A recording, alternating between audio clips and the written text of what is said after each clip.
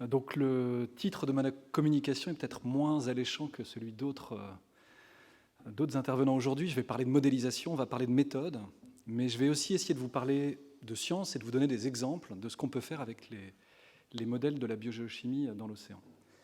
Donc on parle de biogéochimie, la science, ou la biogéochimie, c'est la science du cycle des éléments ici dans l'océan, donc on s'intéressera évidemment au cycle du carbone, mais dans la modélisation de la biogéochimie marine, il y a d'autres cycles, le cycle des nutriments, le cycle de l'oxygène. Je me concentrerai, vous le verrez, principalement sur le cycle du carbone.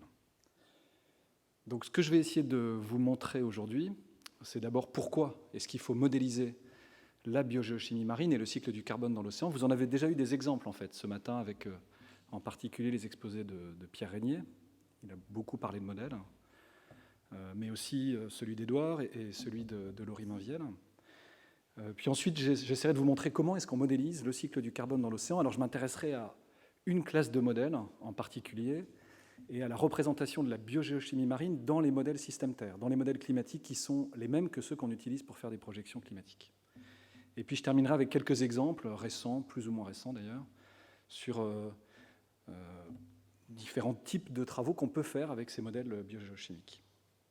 Donc pourquoi, quelles sont les grandes questions auxquelles on s'intéresse quand on fait de la modélisation en biogéochimie marine? Comment, quel est le principe de ces modèles et comment est-ce qu'ils ont évolué au cours des dernières années, des dernières décennies? Et puis enfin, les exemples que je traiterai à la fin de mon exposé sur la représentation des processus biologiques et la pompe biologique de carbone dont on a déjà parlé ce matin. Un petit mot rapide, parce que Pierre a déjà beaucoup parlé du rôle de l'océan côtier, mais vous montrer qu'on peut aussi utiliser ces modèles pour traiter du cycle du carbone dans l'océan côtier. Et puis enfin, je parlerai de la fertilisation par le fer, qui est une des techniques évoquées quand on parle de géo-ingénierie. Et je vous montrerai comment on peut utiliser des modèles de biogéochimie marine pour répondre à certaines questions qui se posent autour de ces techniques. Alors d'abord, pourquoi? Quelles sont les grandes questions? Et pourquoi est-ce qu'on doit modéliser la biogéochimie marine? Alors je commence par cette figure, qui est une figure que sans doute beaucoup d'entre vous ont vue. Alors peut-être pas cette version de l'augmentation de la température ici au cours des prochaines décennies. Attendez, je vais prendre mon pointeur. Mais là, vous avez une figure d'un article très récent qui vous montre les nouvelles projections réalisées par les modèles climatiques pour le prochain rapport du GIEC, celui qui va sortir à l'automne prochain, avec une série de nouveaux scénarios qu'on appelle les SSP ici. Et donc vous avez ces projections de température, d'anomalies de température au cours du XXIe siècle. Pardon, on ne voit pas les années, mais ici c'est 1850, 2015, et puis les scénarios entre 2015 et 2100. Et en fonction de ces différents scénarios, et surtout de la quantité de CO2 et des autres gaz à effet de serre que vous émettez dans l'atmosphère, le climat de la Terre se réchauffe plus ou moins. Alors à partir de cette figure, et puis des scénarios précédents, on peut fabriquer cette autre figure, qui est sans doute une des figures les plus importantes parues dans le dernier rapport du GIEC en 2013, où à partir de modèles climatiques, on peut montrer une relation quasi linéaire entre les émissions cumulées de carbone anthropique, donc on fait la somme des émissions cumulées de carbone depuis le début de l'ère industrielle, donc on est en pétagrammes de carbone ou gigatonnes de carbone, la même unité que celle qui a été utilisée ce matin, et vous voyez qu'on a une relation quasi linéaire, quel que soit le scénario ici, entre ces émissions cumulées de carbone et le réchauffement atteint au cours des prochaines décennies. Donc là, pour un réchauffement de 2 degrés, par exemple, on sait à peu près quelle est la quantité totale de carbone que l'on peut émettre dans l'atmosphère si on veut limiter le réchauffement. Et donc voilà ce que dit le dernier rapport du GIEC, ou même le rapport un peu plus récent sur la limitation à 1,5 degré. Si on veut limiter le réchauffement à 2 degrés, il faut qu'on émette au total moins de 790 pétagrammes de carbone. On a déjà émis à peu près les 2/3 de cette quantité, donc il nous reste de l'ordre de 200, un peu plus, pétagrammes de carbone à émettre. Alors, derrière cette figure, derrière ces résultats, en fait, se cache la modélisation du climat, évidemment, mais aussi la modélisation du cycle du carbone et la modélisation du cycle du carbone océanique. Pourquoi? Eh bien parce que pour calculer le réchauffement global en partant des émissions de carbone, vous avez besoin de tenir compte du rôle des puits, du puits continental d'une part, du puits océanique de l'autre, pour calculer l'évolution du CO2 dans l'atmosphère. Et seulement à partir de l'évolution du CO2 atmosphérique et des autres gaz à effet de serre, vous êtes capable de calculer le réchauffement global. Donc derrière ces résultats importants se cachent des résultats de modélisation du cycle du carbone, et en particulier du cycle du carbone océanique. Et donc vous avez ici, avec les nouveaux modèles système Terre utilisés au niveau international, l'évolution du puits de carbone dans l'océan au cours des prochaines décennies. vous le voyez, entre 2015 et 2100, et en fonction des différents scénarios que je vous ai montrés tout à l'heure. Et donc si on impose des émissions, si on calcule les puits de carbone ici dans l'océan et dans la biosphère continentale, on peut calculer le CO2 atmosphérique et on peut calculer le réchauffement global avec un modèle de climat. Et donc ça, c'est un résultat qui a été construit à partir d'une dizaine de modèles du cycle du carbone océanique utilisés et développés au niveau international. Et donc on voit les courbes, chaque fois, c'est la moyenne de ces différents modèles développés au niveau international. Et l'enveloppe autour des courbes, c'est une incertitude qui vous est donnée par la comparaison entre les différents modèles. Donc ce qu'on voit ici, c'est qu'au premier ordre, le puits de carbone, ici, est important parce qu'on est dans un scénario où le CO2 augmente de façon, où les émissions de carbone augmentent de façon importante. Et comme le premier driver, le premier facteur qui explique le puits de carbone, c'est l'augmentation du CO2, on a un puits important qui finit par saturer. Et puis évidemment, si on limite les émissions et si les émissions de CO2 vont à la baisse au cours des prochaines décennies, en fait, le puits de carbone aussi va diminuer. Parce qu'encore une fois, comme il est piloté par l'augmentation du CO2, si le CO2 se stabilise, le puits va diminuer jusqu'à zéro, vous voyez, d'ici la fin du XXIe siècle. Donc l'océan nous aide aujourd'hui, parce qu'on est dans une phase où le CO2 croît. Demain, si le CO2 se stabilise, l'océan nous aidera de moins en moins. Donc ça, c'est une des premières questions pour laquelle on a absolument besoin de représenter l'évolution future du puits de carbone et donc de s'appuyer sur la modélisation de la biogéochimie marine et du cycle du carbone océanique en particulier. Autre grande question à laquelle on est confronté, quel est l'impact des modifications anthropiques, alors du changement climatique et de l'acidification dont on a déjà parlé, sur les écosystèmes marins et sur les services écosystémiques qui nous sont rendus par ces écosystèmes. Et donc là aussi, je vous montre deux figures de récents rapports du GIEC. Ici, une figure tirée du rapport spécial sur les océans qui est sorti en 2019 et qui vous montre l'évolution du potentiel de pêche en 2100 par rapport à 1986-2005, ici dans un cas où le scénario consiste à une augmentation importante des émissions de CO2. Et ce que vous voyez dans ces résultats de modélisation ici, c'est qu'avec l'augmentation du CO2, le changement climatique, on s'attend à une baisse assez drastique du potentiel de pêche en 2100, en particulier dans les zones tropicales. Et on a plutôt une augmentation du potentiel de pêche aux hautes latitudes de l'hémisphère nord.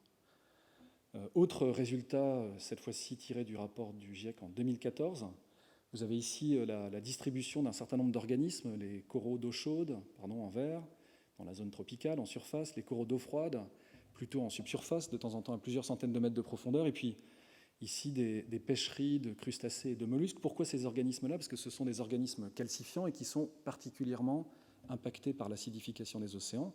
Et vous avez ici la carte avec les couleurs bleutées qui vous montre l'acidification future de l'océan. Et donc si on veut comprendre comment ces organismes peuvent réagir ou vont réagir à l'acidification, vous avez besoin de projeter l'évolution de l'acidification au cours des prochaines décennies. Et donc c'est aussi en utilisant des modèles de la biogéochimie marine, des modèles du cycle du carbone océanique, qu'on est capable de réaliser, de simuler l'évolution ici du pH de surface dans le cadre d'un scénario où les émissions augmentent de façon importante, le scénario RCP 8.5 dont je ne sais plus quel intervenant a parlé ce matin, et puis ça c'est le scénario où les émissions se stabilisent et puis diminuent rapidement pour limiter le réchauffement de la planète à 2 degrés. Et ce que nous disent les modèles du cycle du carbone océanique ici, c'est que l'acidification évidemment diverge dans ces deux scénarios avec une acidification importante dans le scénario où les émissions de CO2 augmentent de façon importante et puis une acidification limitée quand le CO2 se stabilise, dans le cas où on parvient à limiter nos émissions et à faire baisser nos émissions de CO2 anthropique. Et donc là aussi, pour cette question, qui est une question d'impact cette fois-ci, alors sur les écosystèmes, mais aussi sur les activités humaines liées à ces écosystèmes, vous voyez que la modélisation de la biogéochimie marine est indispensable. Donc ça, c'est vraiment les deux grandes questions qui finalement structurent les développements de notre communauté autour de ces modèles-là. Et c'est autour de ces deux grandes questions que se sont développés les outils que je vais vous présenter maintenant. Vous verrez par la suite qu'il y a beaucoup d'autres questions qu'on peut aborder avec ces outils, mais je vous remets ici les deux questions principales. L'intensité du réchauffement dépend de la quantité de CO2 émise, mais aussi des puits de carbone, et donc on a besoin de simuler l'évolution de ces puits. Et pour comprendre l'impact sur les écosystèmes, on a besoin de simuler l'évolution potentielle du pH de l'océan, mais aussi de la quantité d'oxygène, de la distribution des nutriments, de la production primaire, qui va affecter ensuite la chaîne trophique jusqu'aux espèces qui sont pêchées. Mais l'utilisation de modèles peut avoir beaucoup d'autres objectifs. Et certains de ces objectifs ont été présentés ce matin. Alors, on utilise, et ça c'est finalement en lien avec mes premières questions ici, on utilise ces modèles pour faire des projections, des prévisions, à quoi ressemblera l'océan à un moment donné dans le futur. Donc c'est peut-être la question d'entrée ici. Mais les modèles nous offrent aussi un cadre dynamique quantitatif. Vous avez des observations, mais vous observez partiellement le système Terre, partiellement dans l'espace, partiellement dans le temps. Et ces modèles vous permettent d'offrir un cadre pour interpréter ces données, pour quantifier un certain nombre de processus. Et donc l'utilisation combinée des modèles et des données peut permettre d'aller plus loin dans l'analyse des processus et de leur importance dans le système Terre. Un autre rôle important de la modélisation. Et puis enfin, vous pouvez même utiliser les modèles en amont de l'observation.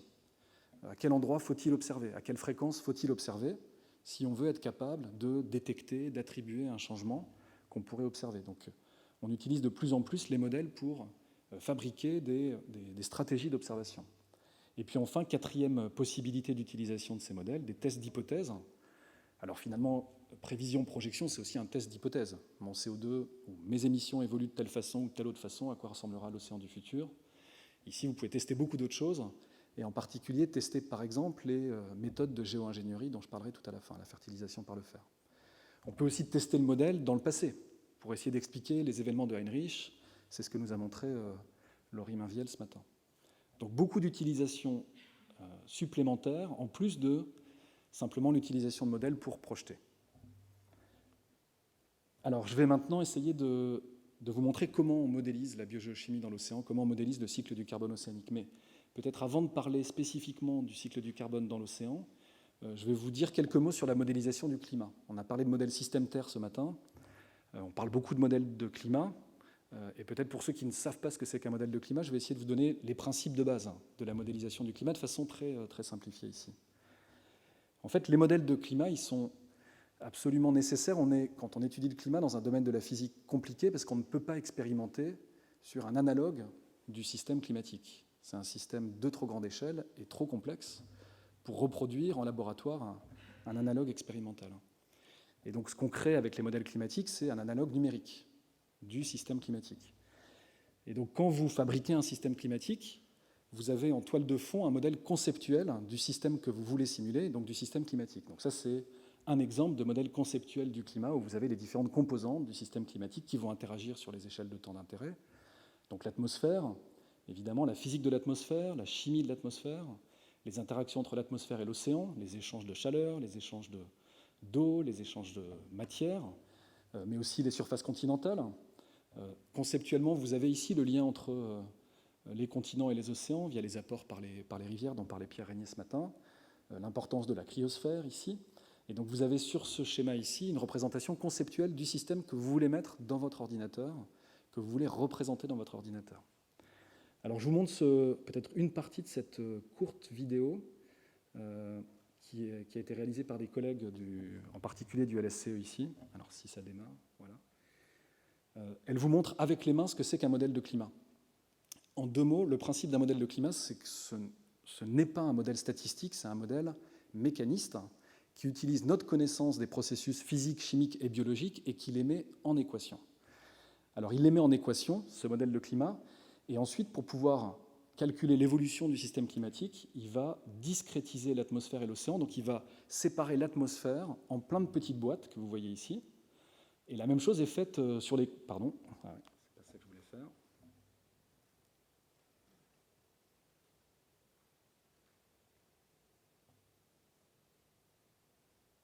Alors, je crois que je n'ai pas la main pour l'accélérer.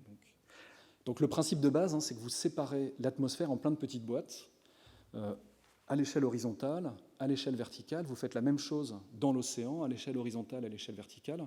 Et les équations qui représentent l'évolution des quantités d'intérêt, la quantité de chaleur, la quantité d'eau dans l'atmosphère, la quantité de sel dans l'océan, ces équations, vous allez les utiliser dans chacune des boîtes pour calculer l'évolution de vos variables. Et vous faites ça très souvent, dans beaucoup de boîtes, et donc ça demande évidemment des ordinateurs très costauds pour être capable de calculer l'évolution de ces quantités.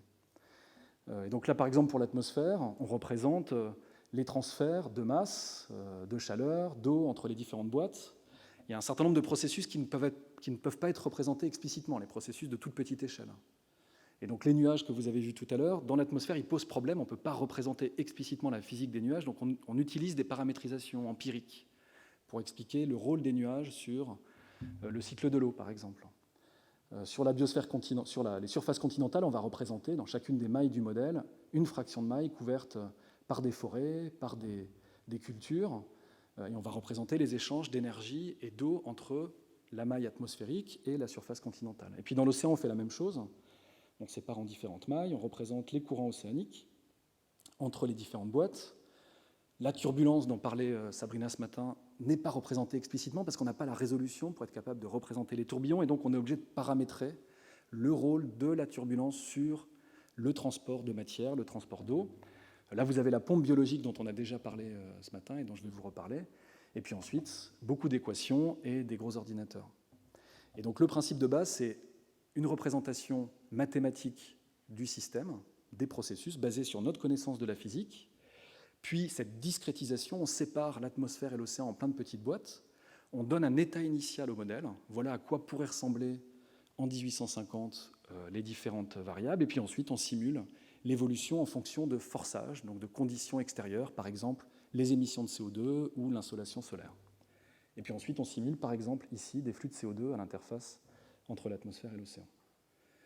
Donc, quand on vous montre ce petit film, ça a l'air tout joli. En fait, c'est moins sympa. Dans les faits, ça ressemble à des millions de lignes de code. Et on utilise ces gros calculateurs ici pour être capable de faire ces projections climatiques sur le long terme. Donc voilà à quoi ça ressemble la modélisation du climat. Quelques mots sur l'évolution des modèles climatiques. Au cours des dernières décennies, ça c'est des figures aussi tirées d'un rapport du GIEC, qui vous montre qu'entre les années 70 et puis ici c'est dans les années 2000, on a petit à petit intégré dans ces modèles de climat de plus en plus de complexité en représentant vraiment les différentes composantes du système climatique. Les premiers modèles de climat, en fait, c'était des modèles d'atmosphère avec un cycle de l'eau représenté de façon très simpliste et avec des échanges avec l'océan aussi qui étaient représentés de façon très simpliste. Et puis vous voyez qu'au cours des décennies, ici dans les années 90, la représentation explicite de l'océan a été intégrée, la représentation explicite du cycle du carbone a été intégrée ici au début des années 2000, et puis maintenant on a de la chimie dans l'atmosphère, les aérosols, une végétation interactive, etc., etc. Et moi, ce dont je vais vous parler ici, c'est le cycle du carbone dans l'océan. Donc on va regarder vraiment une fraction de ce que vous avez dans ces grands modèles de climat. Alors en parallèle de l'évolution de la complexité, les modèles, grâce à l'augmentation des moyens de calcul, ont aussi vu augmenter leur résolution spatiale. Donc j'ai décrit la discrétisation, ça veut dire séparer l'atmosphère et l'océan en plein de petites boîtes, où on fait l'hypothèse que les propriétés sont homogènes. Évidemment, plus vos boîtes sont grandes, moins vous représentez précisément les processus. Donc voilà à quoi ressemblait une grille typique d'un modèle de climat dans les années 90, avec des boîtes qui faisaient 500 km de côté, et on suppose que dans un cube de 500 km de côté, peut-être de quelques dizaines de mètres ou centaines de mètres d'épaisseur dans l'atmosphère, tout est homogène. Donc évidemment, vous représentez très mal l'impact, vous voyez ici des Alpes, par exemple, sur la circulation de l'atmosphère. Avec l'augmentation de la puissance des calculateurs, on a maintenant des résolutions qui ressemblent plutôt à ça, dans les modèles de climat utilisés au niveau international, donc une centaine de kilomètres, voire moins. Et donc vous commencez à mieux représenter les interactions entre, par exemple, la topographie et la circulation atmosphérique. Ça serait la même chose dans l'océan. Pour bien représenter la plongée des eaux profondes dont on a beaucoup parlé ce matin, si vous avez une résolution importante, vous allez mieux représenter la façon dont les masses d'eau vont se former sur le plateau continental et puis potentiellement couler le long des talus. Alors la biogéochimie marine, ben voilà, je vous ai montré, c'est un extrait de la petite vidéo d'avant. Ça, c'est les particules qui chutent dans la colonne d'eau. Comment est-ce qu'on représente ce cycle du carbone? Comment est-ce qu'on représente ces particules? Compliqué parce que pour la biogéochimie marine, on n'a pas les équations de la dynamique des fluides qu'on a pour représenter la circulation dans l'atmosphère et dans l'océan. On a, alors malheureusement ou heureusement, à représenter des processus biologiques pour lesquels vous êtes obligé de faire des hypothèses, d'utiliser des relations empiriques et d'utiliser ce qu'on appelle des paramétrisations. Et effectivement, pour le cycle du carbone, on a besoin de représenter ces trois pompes dont a parlé Édouard ce matin. La pompe physique ou de solubilité, alors pour cette pompe-là, finalement, on n'a besoin que de représenter la circulation océanique et puis la chimie du CO2. Le fait que le CO2, une fois qu'il se dissout dans l'eau de mer, il se combine avec des molécules d'eau et puis il peut donner des ions bicarbonate ou carbonate. Par contre, pour représenter les deux autres pompes de carbone, la pompe des tissus mous ou organic carbon pump ici, ou alors la contre-pompe des carbonates, vous avez besoin de représenter la production biologique, le rôle du phytoplancton, le rôle du zooplancton, la façon dont ces organismes vont croître, vont mourir, la façon dont les particules formées vont tomber vers le fond, etc., etc. Et donc il faut inventer des paramétrisations qui permettent de reproduire ces processus-là aussi. Et donc cette pompe biologique, elle est compliquée, hein. Là, vous avez une représentation sans doute encore simple, hein, de la pompe biologique, mais vous avez une petite idée de la quantité de processus qui vont jouer sur la quantité de carbone qui est exportée de la couche de surface vers l'océan profond en raison de la vie dans l'océan. Cette pompe biologique, elle est basée sur à la fois des processus physiques, par exemple la chute des particules vers le fond de l'océan sous leur propre poids. Des processus physiques, toujours, ces particules, elles peuvent s'agréger, elles peuvent se désagréger en fonction, par exemple, de la turbulence de l'océan. Elles peuvent être transportées par les courants marins si elles chutent très lentement. Des processus biologiques, évidemment, la photosynthèse qui permet au phytoplancton d'utiliser le CO2 dissous dans l'eau de mer pour fabriquer de la matière organique. La croissance de ce phytoplancton, la prédation du phytoplancton par du zooplancton, la fabrication, par exemple, de pelotes fécales par le zooplancton, qui vont aussi contribuer à la production de particules, etc. etc. Donc là, c'est une représentation de cette pompe biologique. Et puis, ce que je peux vous dire aussi, c'est que pour calculer la croissance du phytoplancton, de ne connaître que la quantité de carbone, ça ne me suffit pas. J'ai besoin de savoir si le phytoplancton il est limité par l'azote, par le phosphore, par la silice, par le fer. Et donc, vous voyez que mon modèle il va tout de suite se complexifier. J'ai aussi besoin de représenter d'autres cycles, au-delà du cycle du carbone, de représenter le cycle de l'azote, du phosphore, de la silice, du fer potentiellement. Et donc, on se retrouve avec beaucoup d'équations et un système relativement complexe. Et je vais vous montrer au cours des dernières décennies comment les modélisateurs de la biogéochimie marine ont abordé ce problème-là. Alors voilà, pour représenter le cycle du carbone dans l'océan ou la biogéochimie marine, vous avez besoin de représenter la physique de l'océan et évidemment les courants qui vont distribuer toutes les espèces dissoutes dans l'ensemble des bassins de l'océan mondial. Vous avez besoin de représenter la chimie dont on a parlé pour l'acidification avec la chimie des carbonates, mais il y a beaucoup d'autres réactions chimiques importantes autour par exemple des cycles des nutriments, et puis la biologie avec par exemple la croissance du phytoplancton. Donc potentiellement beaucoup d'équations et un système très complexe. Et à la fin, en fait, ce que vous obtenez, je ne vais pas passer beaucoup de temps sur ces équations, mais c'est des équations qui sont finalement relativement simples. Dans chacune des boîtes de votre modèle, vous calculez l'évolution temporelle de votre traceur, comment est-ce qu'il évolue par rapport à sa concentration il y a 1 heure, 2 heures ou 3 heures. Et pour savoir comment il évolue, vous tenez compte de ces différents processus. Ça, c'est un terme qui va représenter l'advection par les courants. Le fait que la boîte située dans un endroit donné de l'océan, elle va recevoir de l'eau qui vient de la boîte d'à côté, avec une concentration du carbone dans la boîte d'à côté. Alors, advection par les courants, ou alors diffusion, mélange, verticalement ou horizontalement. Et puis là, dans le dernier terme, vous avez toutes les sources et puis biogéochimiques, tout ce dont j'ai parlé auparavant. La production de phytoplancton, elle va faire diminuer la concentration de carbone dissous dans l'eau de mer. Et quand vous reminéralisez la matière organique, au contraire, vous allez faire augmenter la quantité de carbone inorganique dissous que vous avez dans l'eau de mer. Et à la fin, les équations que vous utilisez, elles ressemblent à cette équation-là. Et c'est simplement que vous devez calculer très régulièrement l'évolution des concentrations dans toutes les boîtes de votre modèle. Alors, pour parler de la modélisation de la biogéochimie marine, je vais commencer par vous parler des tout premiers modèles développés à la fin des années 80, en fait, qui ont été intégrés dans les modèles de climat. Donc, l'objectif à l'époque, c'était vraiment un objectif carbone, puits de carbone, comment est-ce qu'on peut calculer l'évolution du puits de carbone. Et donc, un des premiers scientifiques à avoir intégré un modèle du cycle du carbone océanique dans un modèle de climat, c'est Ernst Mayr-Heimer, un scientifique allemand qui est mort maintenant il y a quelques années, qui travaillait au Max Planck Institute à Hambourg. Et donc, il a développé un modèle géochimique du carbone ou biogéochimique du carbone très simple, avec peu de traceurs, donc peu d'éléments pour lesquels il faut calculer à chaque pas de temps l'évolution dans le temps. Et finalement, avec peut-être 5 ou 6 traceurs, 2 traceurs importants, les phosphates comme seul élément nutritif qui allait limiter la croissance du phytoplancton, et le DIC, donc le carbone inorganique dissous, qui vous permet ensuite de calculer la quantité de CO2 et donc les échanges de CO2 à l'interface air-mer. Et il avait réduit l'ensemble de la biologie du système à une seule équation pour calculer un seul terme, la quantité de particules de matière organique qui est exportée vers l'océan profond. Et finalement, quand on veut calculer le puits de carbone, c'est sans doute la quantité la plus importante. Cette production de particules qui vont chuter dans la colonne d'eau et qui vont finalement soustraire du carbone qui serait au contact de l'atmosphère en l'emmenant dans l'océan profond, là où il est loin de l'atmosphère. Et donc, il avait dans son modèle une seule équation pour toute la biologie. Vous calculez la production exportée de particules organiques en fonction de la température, de la lumière. Oui, il y a un lien avec la photosynthèse. Il faut de la lumière pour que le phytoplancton produise de la matière organique et potentiellement qu'elle vienne à être exportée. Et une fonction de la quantité de phosphate. Quand il n'y a pas de phosphate, il faisait l'hypothèse qu'il n'y avait pas de production de phytoplancton et donc on ne génère pas de particules. Et donc ce type de modèle a été intégré dans des modèles de circulation générale de l'océan et finalement pendant très longtemps a été utilisé. Et ça donne des résultats au premier ordre qui sont tout à fait valables et très comparables à ceux qu'on utilise aujourd'hui avec des modèles beaucoup plus complexes.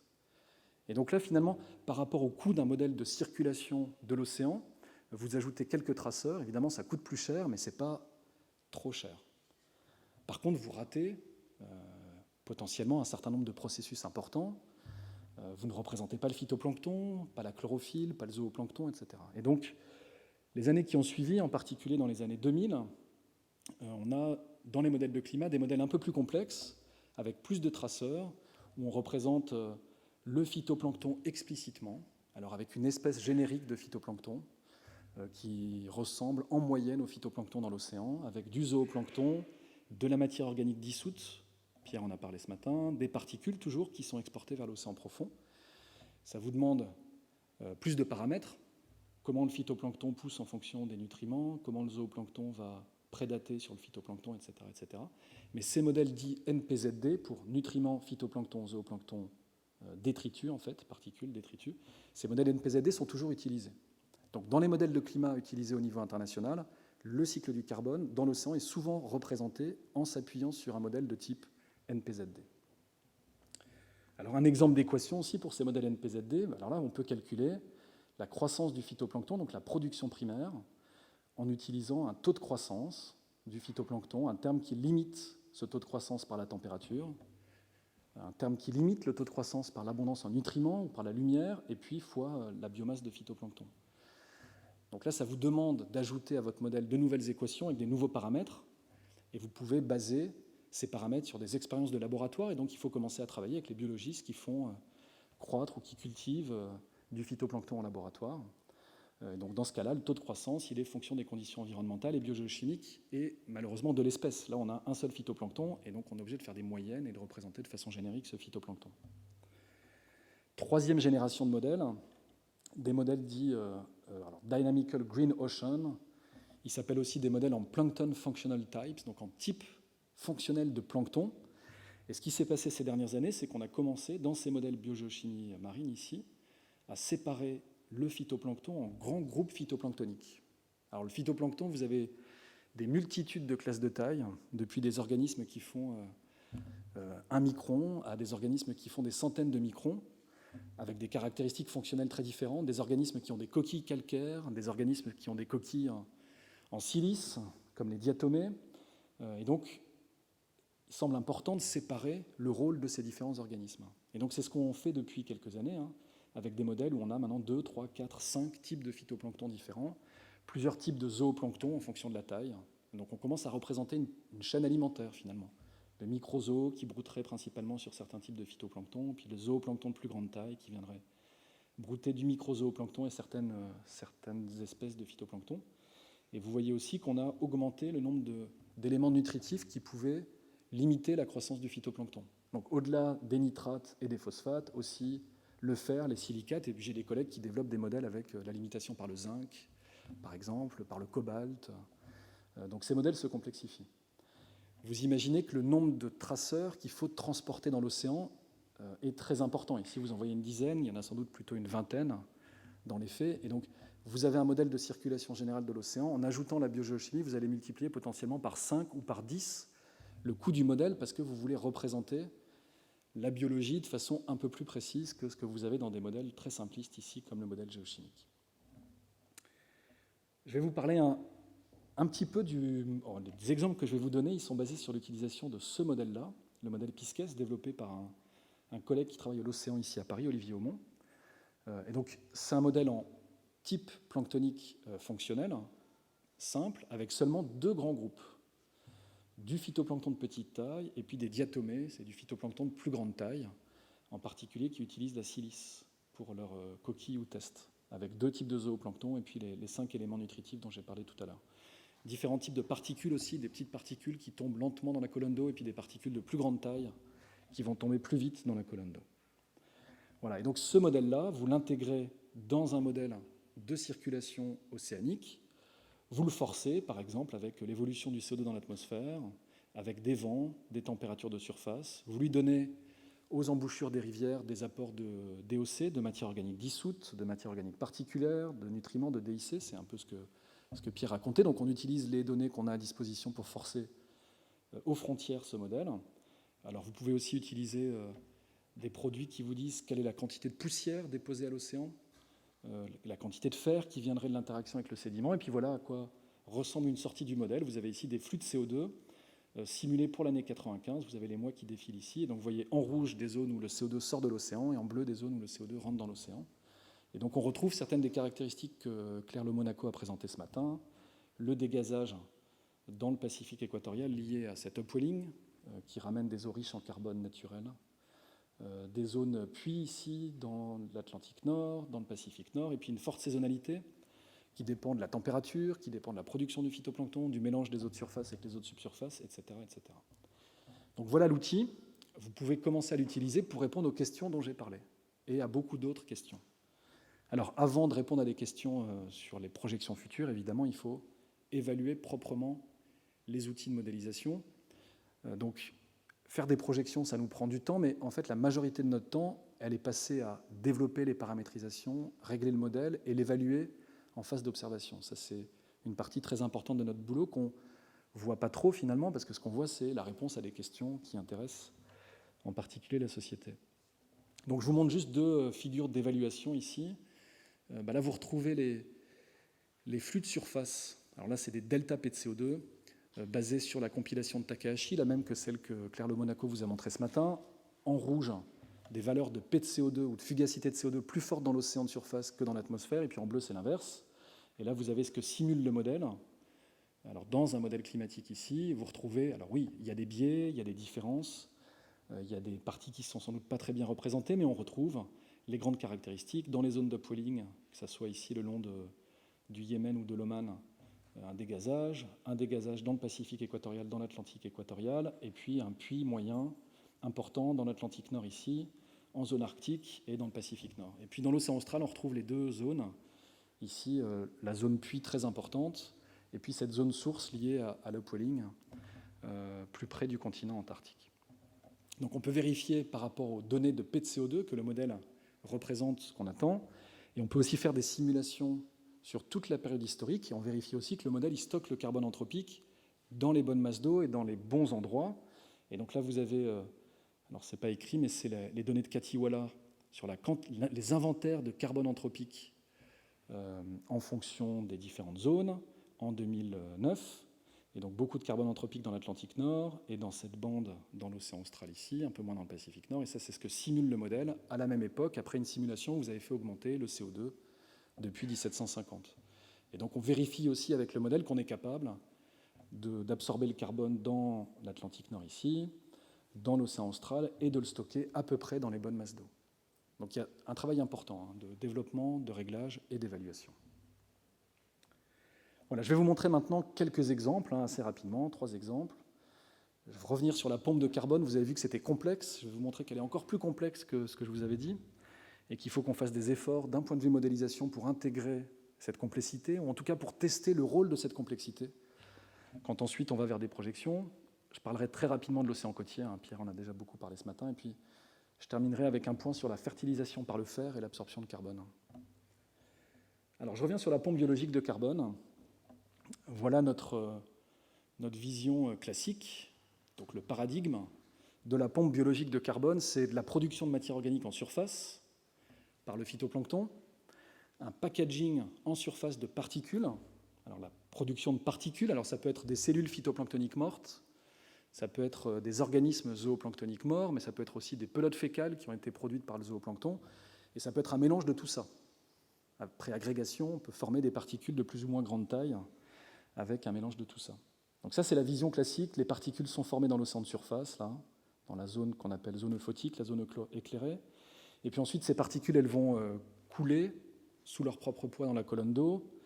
des vitesses de chute typiques de quelques mètres à quelques centaines de mètres par jour en fonction de la taille et de la densité des particules. Et puis ensuite, ces particules, elles vont être fragmentées et puis utilisées par la vie marine, en particulier par les bactéries hétérotrophes qui utilisent cette matière organique pour survivre à des profondeurs où il n'y a pas de lumière. Et donc cette quantité de matière organique, elle est très rapidement utilisée par les organismes hétérotrophes ici, sous la couche de mélange, et puis petit à petit, quand on descend en profondeur, vous avez un flux de plus en plus faible. Et donc cette pompe biologique, elle est très importante. On estime les quantités de carbone exportées à 100 mètres autour de 10 pétagrammes de carbone par an. Donc si vous comparez aux 2,5 pétagrammes de carbone qui sont absorbés aujourd'hui chaque année par l'océan, vous avez ici un processus biologique qui transfère tous les ans 10 pétagrammes de la surface de l'océan vers l'océan profond. Donc évidemment, si cette pompe biologique, elle change d'un facteur 2, si au lieu de 10 pétagrammes, c'est 5 pétagrammes, ça veut dire vous laissez 5 pétagrammes de plus chaque année dans l'océan de surface, ça changerait complètement la façon dont l'océan répond au changement climatique. Donc on a besoin, si on veut savoir comment la pompe biologique va évoluer au cours des prochaines années, on a besoin de bien représenter les processus qui sous-tendent ce fonctionnement de la pompe biologique. Alors on a compris beaucoup de choses sur la pompe biologique au cours des dernières années, et on a compris qu'elle était beaucoup plus compliquée que ce que je viens de vous raconter. Il y a un article important de Phil Boyd et co-auteur en 2020 dans Nature qui décrit les différentes facettes de cette pompe biologique de carbone et qui montre une vision donc augmentée de la pompe biologique. Donc vous avez cette chute de particules. Il y a une partie de la pompe biologique, semble-t-il, qui est liée à ce qu'on appelle une eddy subduction pump. Donc c'est le rôle des tourbillons avec des courants verticaux importants qui pourraient faire subducter une partie de cette matière organique et des particules. Ce qui peut être lié aussi aux modifications de la profondeur de la couche de mélange. Donc ça, c'est des interactions entre la matière organique et la physique de l'océan. Et enfin, je vais m'arrêter sur cette quatrième facette de la pompe biologique, qui est beaucoup discutée ces dernières années, c'est ce qu'on appelle la pompe active. Donc tout ça, c'est des phénomènes passifs. Vous avez produit de la matière organique en surface, et puis ensuite, où elle va chuter, où elle va être transférée en profondeur par les vitesses verticales ou par l'approfondissement de la couche de mélange. Ici, c'est une pompe active parce qu'elle dépend directement du comportement de certains organismes, et en particulier des organismes migrants qui vont passer une partie de la journée en surface, se nourrir d'organismes de plus petite taille, et puis pendant la journée, ils vont descendre en profondeur, de temps en temps jusqu'à 200, 300, 400, 600 mètres de profondeur, et à la fin de la journée, ils remontent en surface. Donc l'hypothèse écologique pour expliquer ces comportements, c'est pour éviter la prédation dans la zone éclairée en surface. Donc ce sont des organismes qui peuvent être des tout petits poissons, du zooplancton de grande taille, qui tous les jours réalisent cette migration verticale entre la surface et quelques centaines de mètres de profondeur. Là, vous avez un exemple de mise en évidence de ces migrations verticales avec des données acoustiques, où vous voyez ici, pendant la nuit, des biomasses importantes en surface, et puis pendant la journée, on voit la descente des organismes jusqu'à 400 mètres, ils remontent en surface, ils redescendent, ils montent en surface. Pourquoi c'est important pour le carbone ? Parce que ces organismes, ils consomment de la matière organique en surface pendant la nuit, ils descendent à 400 mètres, ils passent la journée à 400 mètres et ils respirent à 400 mètres. Ils libèrent une partie de ce CO2 qui provient de la matière organique qu'ils ont prélevée en surface. Et donc une question importante, c'est celle du rôle de cette pompe active dans le transfert de carbone entre la surface et la subsurface. Et évidemment, si on s'intéresse ensuite à l'impact du changement climatique sur la pompe biologique, si c'est une pompe passive avec la chute de particules ou si c'est lié au comportement de certains organismes, la réponse pourrait être différente et vous pourriez avoir un impact sur le cycle du carbone différent. Donc voilà, donc je vous montre juste un résultat de modélisation ici. On a utilisé le modèle Pisces dont j'ai parlé tout à l'heure. Alors on ne voit pas très bien, désolé pour la qualité de cette figure. Et on a couplé ce modèle Pisces avec un modèle de niveau trophique supérieur, donc un modèle qui représente les poissons de 2 mm jusqu'à 2 mètres. Et dans ce modèle qui représente les poissons ici, par classe de taille, on a une communauté de poissons qui est migrante, et donc qui va passer la journée en profondeur et la nuit à la surface. Et donc on utilise ce modèle, où le modèle Pisces est couplé au modèle APCOSM ici, pour calculer le transfert de carbone lié au fonctionnement de cette communauté migrante. Donc ça, c'est des résultats d'un papier de mon collègue Olivier Aumont ici en 2018. Avec le modèle, on calcule explicitement la profondeur de migration des organismes. Alors, dans les gyres oligotrophes ici, jusqu'à 500 ou 600 mètres de profondeur, ils vont très profond. Et dans certaines zones ici, ils vont beaucoup moins profond. Alors, ils vont moins profond parce que ou parce que la lumière diminue plus rapidement dans la colonne d'eau, c'est les zones plus riches, ou alors parce qu'il n'y a pas suffisamment d'oxygène en subsurface et il s'arrête jusqu'au toit de ce qu'on appelle l'OMZ, la zone de minimum d'oxygène. Et donc on a pu calculer ici le flux de carbone induit par la migration, donc c'est 1 pétagramme à 150 mètres, et donc à 150, c'est là tout ce qui est rouge, rosé et orangé ici, c'est la part de la pompe de carbone liée à la migration. Donc, les estimations aujourd'hui, le consensus, c'est que ça pourrait représenter de l'ordre de 20% du flux de carbone à 150 mètres. Donc, ce n'est pas majoritaire, mais très significatif. Et donc, si on veut calculer l'évolution potentielle de ce flux au cours des prochaines décennies, on a besoin de tenir compte de modèles qui représentent explicitement cette pompe. Deuxième exemple, donc celui-là, je vais passer rapidement peut-être. Pierre vous a longuement présenté ce schéma-là. Le fait que dans les modèles système Terre, on n'a effectivement pas de lien entre le continent et l'océan, à part le lien qui passe par l'atmosphère. Et il a montré l'importance ici, dans ce papier, des flux de carbone qui transitaient par ce continuum continent-océan, des flux de carbone naturels et des flux de carbone anthropiques, des échanges avec l'atmosphère dans les deux cas. Alors pourquoi c'est compliqué de représenter cette zone-là dans les modèles système Terre ? Et c'est ce que Pierre a déjà dit, c'est compliqué parce qu'on n'a souvent pas la résolution spatiale nécessaire.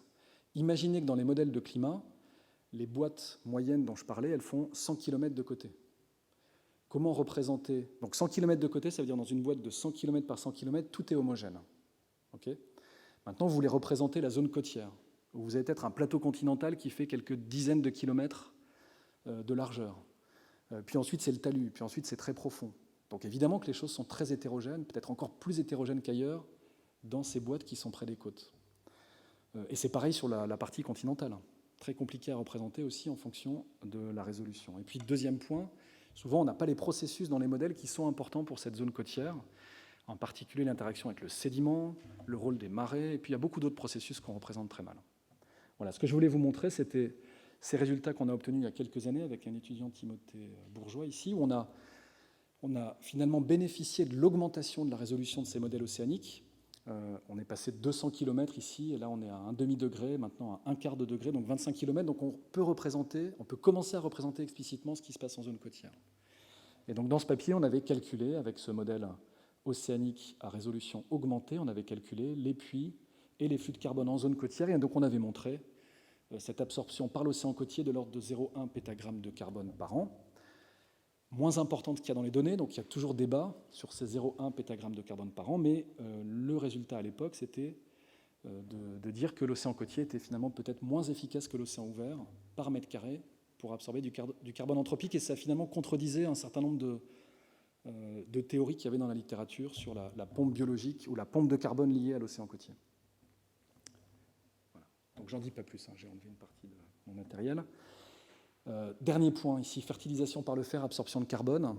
On n'a pour l'instant pas du tout parlé des méthodes de géo-ingénierie, je suis sûr que vous en avez entendu parler par ailleurs. Il y en a toute une série, plus ou moins exotique. Ça, c'est un vieux schéma, mais qui résume déjà une partie de ces techniques de géo-ingénierie. De façon grossière, on sépare ces techniques de géo-ingénierie en deux grands groupes. Celles qui visent à modifier directement le bilan radiatif de la Terre. C'est le cas si vous envoyez des aérosols dans la stratosphère, ou si vous changez la couverture nuageuse en ajoutant des particules, ou alors si vous mettez des réflecteurs géants en orbite, par exemple. Là, vous touchez directement le bilan radiatif, donc vous n'attaquez pas aux causes du changement climatique. Et puis l'autre série de méthodes de géo-ingénierie vise à faire diminuer le CO2 qui est déjà dans l'atmosphère. Et donc là, vous pouvez effectivement reforester, planter des arbres. Ça paraît assez intuitif, mais vous pouvez aussi utiliser l'océan finalement et augmenter artificiellement la capacité de l'océan à pomper du CO2. Alors il y a plusieurs techniques, mais une technique qui a été beaucoup étudiée, en tout cas beaucoup discutée, c'est la technique de fertilisation par le fer des écosystèmes marins. Alors pourquoi fertilisation par le fer ? En fait, on s'est rendu compte fin des années 80, certains scientifiques, en particulier John Martin aux États-Unis, a démontré le rôle de l'abondance en fer dissous dans la limitation du phytoplancton. Il a fallu beaucoup de temps pour s'en rendre compte parce que c'est très compliqué de mesurer du fer dissous dans l'eau de mer. Il faut des conditions ultra propres pour mesurer du fer dissous. Donc c'est seulement fin des années 80. Et déjà à la fin des années 80, on se rend compte donc que le fer est limitant pour la production du phytoplancton dans une grande partie de l'océan mondial, dans tout l'océan austral, dans une partie du Pacifique équatorial et dans le Pacifique Nord. Et le phytoplancton a besoin de fer, mais il a besoin de très peu de fer. Donc il suffit de rajouter un peu de fer pour générer un bloom phytoplanctonique. Et donc déjà fin des années 80, John Martin dit donnez-moi un réservoir de fer et moi je peux vous donner un âge de glace. Donc c'était une image pour expliquer qu'en ajoutant du fer, le phytoplancton allait se mettre à consommer le CO2, l'océan à pomper plus de CO2 et que ça allait pouvoir faire diminuer le CO2. Alors il y a eu depuis la fin des années 80 un certain nombre d'expériences in situ de petite échelle où les scientifiques sont partis sur des bateaux, ont ajouté à l'eau jusqu'à 6 tonnes de fer et ils ont suivi le bloom de phytoplancton qu'ils avaient généré de façon artificielle. Et donc ça, c'est une image satellite de couleur de l'océan prise 40 jours après la fertilisation de l'expérience Soirée. Donc on est au sud de l'Australie. C'est un océan plutôt oligotrophe. Les concentrations de chlorophylle sont faibles ici, de l'ordre de moins de 0,1 mg de chlorophylle par mètre cube. Et vous voyez ici cet anneau, c'est l'anneau fertilisé, où les concentrations de chlorophylle et donc la biomasse de phytoplancton ont fortement augmenté après l'ajout de fer. Et donc ce qu'ont mesuré les scientifiques aussi pendant la campagne, c'est que dans les endroits où vous ajoutez le fer, dans les endroits où le phytoplancton pousse, vous avez une baisse de la paix de CO2, parce que le CO2 est consommé par le phytoplancton, et il y a une partie de ce CO2 qui doit venir de l'atmosphère. Et donc ça a lancé au début des années 2000 un peu une sorte de ruée vers des techniques de fertilisation. Il y a eu un certain nombre de start-up qui se sont développées avec l'idée de vendre des quotas carbone en proposant des brevets pour fertiliser l'océan. Les scientifiques étaient en grande partie plutôt sceptiques. Est-ce que c'est vraiment efficace? Quelles vont être les autres conséquences sur l'écosystème marin? Est-ce que le carbone prélevé par le phytoplancton, là, il va vraiment au fond de l'océan ou pas? Donc beaucoup de questions. Et évidemment, à partir de quelques expériences de fertilisation menées dans l'océan austral, dans le Pacifique équatorial, dans le Pacifique Nord, c'est dur d'avoir une vision intégrée de ce que peut nous amener la fertilisation par le fer. Donc c'est un cas typique où les modèles de biogéochimie marine peuvent être utilisés et ont été utilisés. Donc je vous montre des résultats qu'on avait obtenus il y a déjà assez longtemps et qui, je crois, ont enrichi ce débat sur la fertilisation par le fer. Donc on avait utilisé le modèle PISCAS et on a fait des expériences très idéalisées. On fait l'hypothèse, pour regarder l'effet maximum, on fait l'hypothèse qu'on est capable de fertiliser l'ensemble de l'océan, ou en tout cas toutes les zones où il manque du fer, tout le temps, pendant 100 ans. Donc dès demain, on ajoute du fer à l'océan, partout, et tout le temps. Et donc, au bout de 100 ans, ce que vous voyez sur cette figure, c'est une augmentation de la production primaire, là, toutes les zones jaunes et oranges, suite à l'ajout de fer. Donc il se passe exactement ce que vous attendez, on ajoute du fer dans l'océan, en fait on enlève la limitation par le fer, le phytoplancton se met à produire plus. Ce qu'on avait peut-être moins anticipé, c'est que dans les zones limitées par le fer, le phytoplancton se met à produire plus, mais regardez, il y a beaucoup d'autres zones en bleu ici, où la production du phytoplancton a diminué. Pourtant, la seule chose qu'on a faite dans le modèle ici, c'est de rajouter du fer. Et en fait, ce qui se passe, c'est assez simple. Dans les zones où vous ajoutez du fer, le phytoplancton pousse, il consomme le fer que vous avez ajouté, mais il consomme aussi plus de nitrate, plus de phosphate, plus de silicate. Et donc, les zones qui sont en aval, ici de l'océan austral, ou le long de la langue équatoriale, se retrouvent plus limitées en nitrate, phosphate et silicate. Parce que dans les endroits où vous avez ajouté du fer, vous avez produit de la matière organique elle a en partie coulé vers le fond et elle a emmené avec elle de l'azote, du phosphore et de la silice, du silicium. Et donc vous augmentez la limitation par les autres éléments nutritifs si on n'ajoute que du fer. Donc vous perdez une grande partie de l'intérêt de la méthode. Imaginez les pêcheurs péruviens et chiliens, si en ajoutant du fer dans l'océan austral, ils se retrouvent avec moins de biomasse à pêcher parce qu'il y a des effets à très longue distance qui sont liés à ce que vous avez fait dans l'océan. Donc l'océan, c'est un milieu complexe, en lien avec ses courants et en lien avec une biologie complexe. Et donc ça permet de mettre en évidence un certain nombre de réponses qui peuvent être contre-intuitives. Et on a testé aussi, en utilisant les mêmes simulations, l'effet sur le puits de carbone océanique et le CO2 atmosphérique. Et vous le voyez ici, ça c'est le puits de carbone océanique qui augmente jusqu'en 2000. On commence à fertiliser ici. Et donc évidemment, le puits de carbone, il est plus important tout de suite. Vous fertilisez, vous absorbez plus de CO2. Et si vous continuez à fertiliser, vous maintenez plus d'absorption jusqu'à la fin du siècle ici. Mais l'effet sur le CO2 global, il est relativement limité, beaucoup plus limité que les premières estimations qui avaient été faites, juste avec des calculs trop simplistes. Et ce qu'on montrait dans cet article-là, en utilisant donc un modèle de biogéochimie marine, c'est que si vous fertilisez pendant 100 ans, à la fin, vous obtenez peut-être 30 ppm de moins de CO2 dans une expérience complètement irréaliste. Donc ça, c'est un effet max vers lequel on n'ira jamais.